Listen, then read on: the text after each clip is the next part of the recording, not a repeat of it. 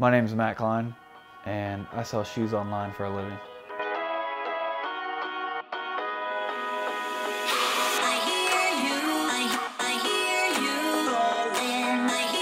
I grew up in a small town called Tarpon Springs, Florida. It was really hot and really sweaty. Yeah, Tarpon Springs was a pretty small town. I wouldn't say as small as Fairborn though. I moved because my grandmother was actually dying in the hospital. She had a 15% chance of living. So we came from Tarpon Springs to Fairborn, Ohio, because we thought she was going to pass away. But she lived. She passed away in 2000, well, when I was a junior in high school. It was pretty hard on my family, and to be honest, my mom still tells me that she misses her mom time and time again. It's pretty sad. I am glad I had the chance to move up to Fairborn and be with my grandmother in her last years, probably about 6 years, yeah. So I got my first pair of Nike shoes in the 7th grade. I was cutting grass, making my own money, because my mother would never buy a pair of shoes that was over $100. So saved up my money, bought my first pair, and then magically after that, I started excelling in sports. So I thought it was the shoes. So I later got into selling Nike probably 3 years ago, so probably 2017. I first got started selling shoes when I realized that I found some really good deals, and they weren't in my size, but I figured somebody else could use them, or they were my friend's size, so I bought them and gave it to him. Then I realized I could make some money on it. The shoe market is a very interesting beast, to be honest, because somebody loves this shoe and then they no longer make this shoe. 2 years later, they liked it so much they still want to buy it, but they can't. So the price of that shoe actually rises like a stock. So the older the shoe, the higher the price usually. I started reselling actually used clothing first. I was in college. I was working 2 jobs at McDonald's and Longhorn Steakhouse, and got in some trouble at Wright State. I was on academic probation. They're threatening to kick me out. So I had to quit one job, and I started working at Longhorn. I thought I would transition to a server, make some money, but unfortunately the boss would not promote me up because no one could fill my shoes. So I started going to thrift stores like we have been our whole lives, and again, I'd find sizes that weren't mine, but somebody would really like this nice golf polo, but I'm not a 2XL. So I started selling stuff like that, and then eventually started making more money. When I was working at Longhorn, I was making more money on eBay, so I quit. Was I scared? A little bit, just because I wasn't sure how it was going to go. I know I was making just the same or a little bit more, but I didn't understand that I would make more if I worked harder. So luckily it all worked out. Do I regret my degree or the route that I took in college? Not really. I really liked business. I hate school in general, so business was fun, and it was, I don't know, I learned a lot.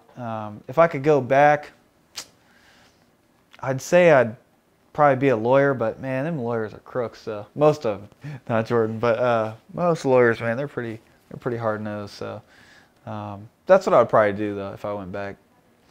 But as far as reselling goes, I mean, that was the difference. I was making, in my last year of college, I was making some pretty good money, and I was like, homework or make more money. So I chose the paycheck.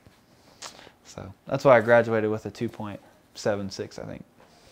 Would I sell anything else, or do I just really enjoy just selling shoes. I really like just Nikes in general.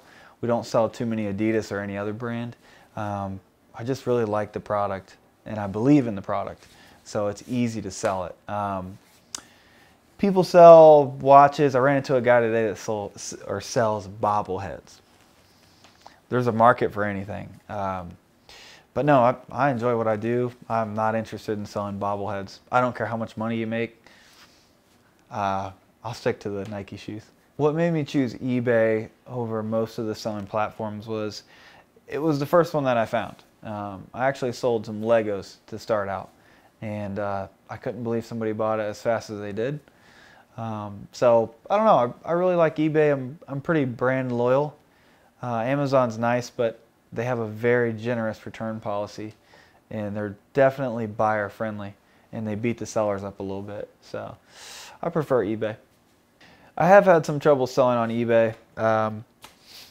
I've seen a lot of things, and some people have like returned something, and like for instance, they returned a pair of shoes, and they said, well, I tried them on and they didn't fit. Well, when I got them back, it looks like they ran 2 miles on a trail, you know, and I got them back, and I'm like, I think I took a loss on that one. But more recently, in the past 2 years, eBay has been more seller friendly and understanding, and they really take good care of their top level sellers or someone that does some pretty decent volume. I think it's very interesting as far as when you take returns and like, hey, like you don't want to lose money. Like you asked, like, do you give and take? Like, what are you doing? I think at the end of the day, the customer is always right, and you have to remember your feedback's very important. So sometimes you're risking your feedback versus $10. Usually just take $10 on the chin and move on. So you do take your losses, but you get more wins than losses. So I've had some really cool experiences on eBay with a lot of customer interaction. This one lady in particular bought her son a pair of soccer cleats.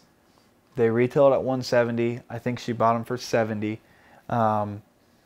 But what made it cool was she added me on Facebook, and then I got to talking to her. She was really cool, really nice, just normal lady. And so we're friends on Facebook, and then all of a sudden I see her profile picture is the cleats. And her son just absolutely loved them, and of course he played soccer in them and everything else, but it was just very interesting. Like, these cleats, man, I don't know. It was kind of cool. So I do feel like I am making a difference or helping a customer out, even though I'm making a profit. A lot of times if I find a really good deal, we can sell it and make 20 bucks, but the end goal for the customer, they get a great deal on the shoe. So the soccer cleats, for example, were really nice, really high quality. They bought them for $70, but they saved $100. I made some money on them, but it helped them out. We started a program, well, it's actually a nonprofit. It's called Just a Pair of Shoes. And it's a nonprofit that basically gives name brand Nike shoes to kids in need. Kids from tougher backgrounds, or you know, kids from just single parent homes. But basically what we want is to instill confidence and just a sense of belonging. So most of the kids have never had Nike shoes. And like for me, in the 7th grade, I felt like it made me excel in athletics, but it also made me fit in. I felt like I made more friends. It lessened bullying for me. I didn't get picked on as much. So I think there was just a lot of positives there. And so that's what we do. So we go back to schools and we give out Nike shoes. We get a bunch of volunteers, and I love it. It's fantastic. We've been giving away shoes for, this will be year 4, but due to COVID, we're trying to figure out what we're going to do. But so 3 years so far. So the cool thing with nonprofits is there's not necessarily competition. There are organizations that do something very similar, but we all want the same thing. So we all want the kids to be happy, and we all want to, you know, just really help a kid out. So at the end of the day, we kind of all have the same mission, and although we're different teams, we're still contributing to the end goal. So it's kind of cool. So do we have to pitch people on just our organization?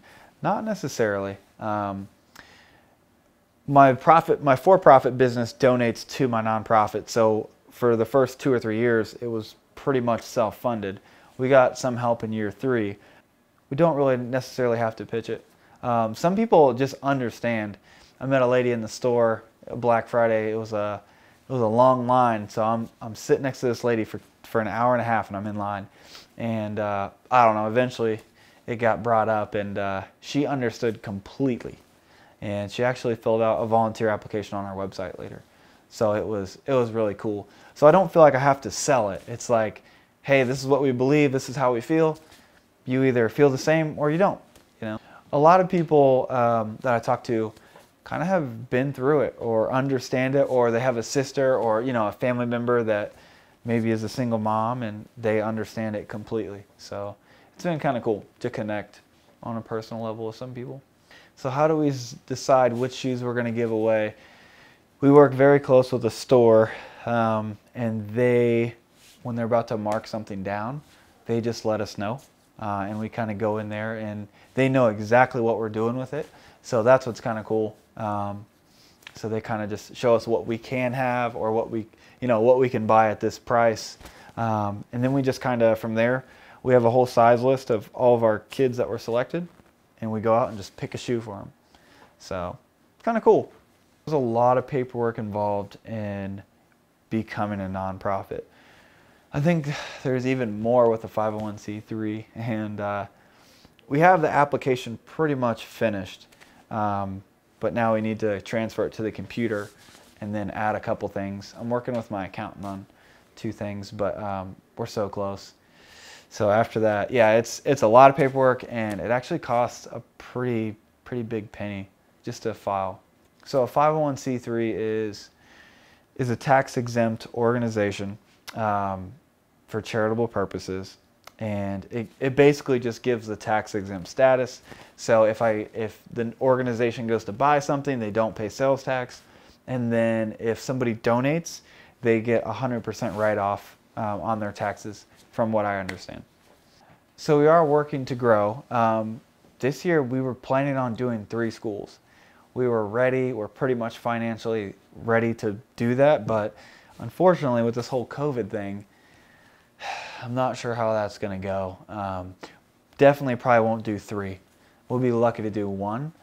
We have a board meeting next week, so we're going to talk about it, discuss it, and see what's going on in the schools right now, because every week it changes, and I'm just not sure where we're going to be, or if we're going to be allowed to go into the schools, or if there's even going to be any kids in the schools. So I don't know how we're going to pivot and try to do our mission, but I don't know. It's really frustrating, to be honest, and I'm not sure yet.